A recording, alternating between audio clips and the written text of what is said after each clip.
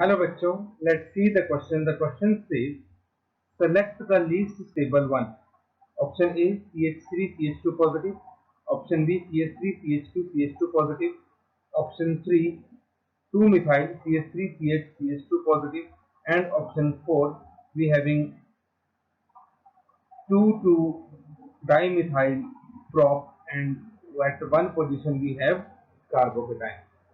So these are the four molecules given, and we have to find out which molecule, which carbocation is the least stable.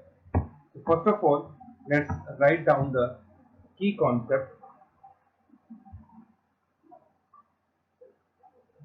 which is hyperconjugation.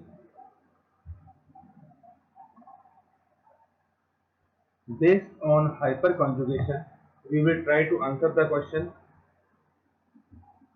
More is the number of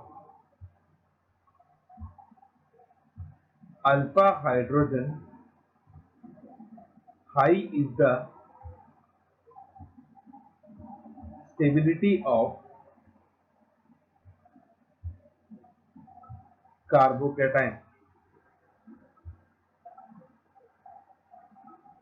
जिस carbocation के पास जितने number of alpha hydrogen होंगे उसकी stability उतनी ही ज्यादा होती है। अब हम इन सभी चारों स्ट्रक्चर्स में देखेंगे इसमें कितने अल्फा हाइड्रोजन प्रेजेंट है। So we have CH3 CH2 carbocation के नेक्स्ट वाले कार्बन को अल्फा बोलते हैं। अब इस कार्बन पे क्योंकि 3 हाइड्रोजन है तो दैट मीन्स इसके पास 3 अल्फा हाइड्रोजन होंगे।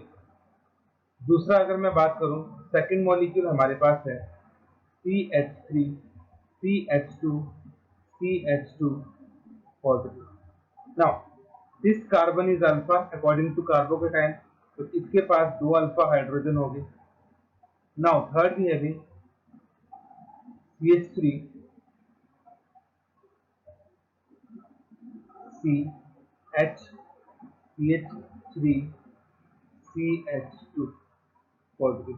नाउ यहाँ पे ये कार्बन आपके पास अल्फा है और उसके अकॉर्डिंग यहाँ पे सिर्फ एक अल्फा हाइड्रोजन है।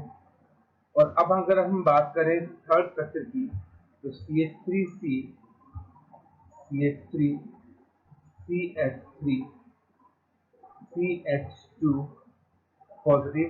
Now this carbon is alpha और क्योंकि इस कार्बन पे कोई भी हाइड्रोजन नहीं है तो there is no alpha hydrogen. तो इसका मतलब ये हुआ कि जो स्ट्रक्चर नंबर 4 आपको दे रखा है उस पर उसका जो कार्बोकेटायन होगा वो सबसे कम स्टेबल होगा क्योंकि यहाँ पे कोई भी अल्फा हाइड्रोजन नहीं है। तो ऑप्शन नंबर डी जो है that is the correct option for this question. This carbocation is least stable in nature. Hope you understood it well. Best of luck. Thank you.